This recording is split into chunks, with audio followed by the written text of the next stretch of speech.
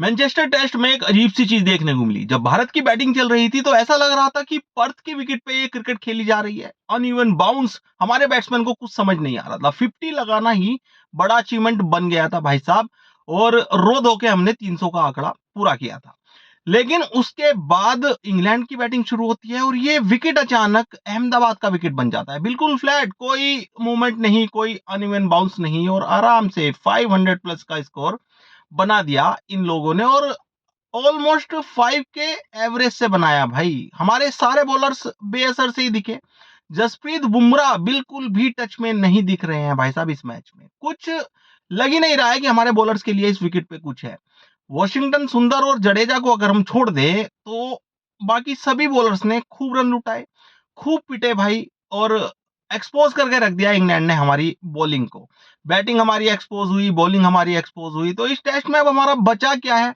बस अब 5वें दिन तक इंतजार करना है कि चौथे दिन ही कुछ ऐसा ना हो जाए कि भाई ये टेस्ट खत्म हो जाए हमारे लिए ऑलमोस्ट, या 5वें दिन तक, आधे दिन तक शायद ये इंडिया के लिए खत्म हो जाएगा, कुछ बड़ा ही करिश्मा हो जाए तो एक अलग बात है। क्योंकि लीड जितनी ले चुकी है ना इंग्लैंड, यहां से भारत को ये लीड उतार के फिर रन बनाना और टारगेट देना इंग्लैंड को नहीं पॉसिबल लग रहा है कि अब ये मैच हम ड्रॉ भी कर पाएंगे। जीतने की बात तो दूसरी है, अगर हम इस मैच को ड्रॉ भी करा ले तो ये भी हमारे लिए एक जीत से कम नहीं होगा।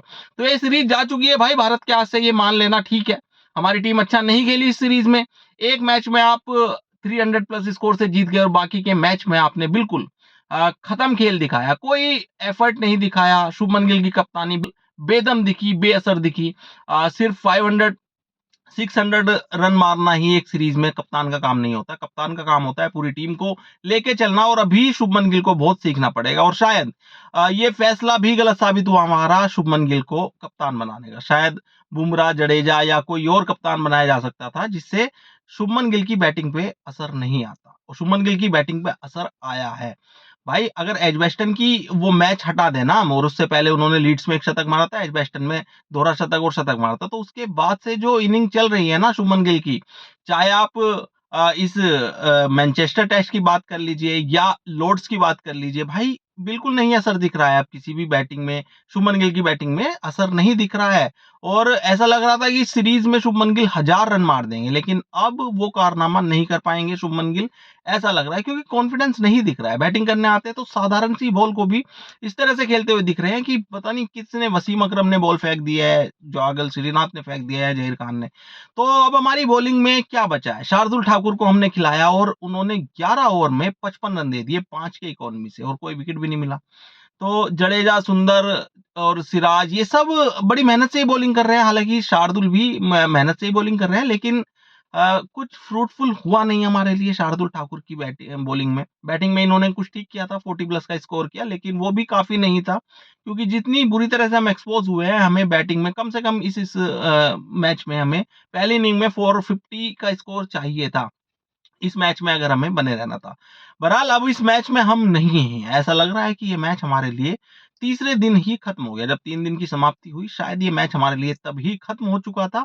और अब तो बस वेट करना है कि हम इस मैच को कितना लड़ पाएंगे। जैसे हमने लॉर्ड्स में एक एफर्ट दिखाया था जडेजा, बुमराह और सिराज ने मिलके, तो क्या इस तरह से पॉसिबिलिटी दिख रही है कि कुछ एफर्ट देखने को मिल जाएगा हमें? हमें नहीं लगता अभी कुछ पॉसिबल है भारत के लिए, क्योंकि बिल्कुल फ्लैट विकेट पे जो इंग्लैंड वालों ने हमारी बॉलर्स को कूटा है ना, कूट नहीं कहेंगे यार, अपनी कमियों को एडमिट करना चाहिए, अपनी खामियों को एक्सेप्ट करना चाहिए, उन्हें दुरुस्त करना चाहिए, सुधारना चाहिए। तो ये बुरी तरह से पीटे गए हमारे बॉलर, शायद अब अगली सीरीज में या अगले मैच में कुछ बेहतर करेंगे। शायद गौतम गंभीर भी कुछ एक्स्ट्रा या ओवर कॉन्फिडेंट बोल सकते हैं आप इनको। तो शायद कुछ ना कुछ दिक्कतें रह गई। मैं फिर से कह रहा हूं कि हार्दिक पांड्या और श्रेयस अय्यर को इस टीम में होना चाहिए था, लेकिन क्यों नहीं है पता नहीं। करुण नायर से खिला के इन्होंने क्या करवा लिया है समझ नहीं आता।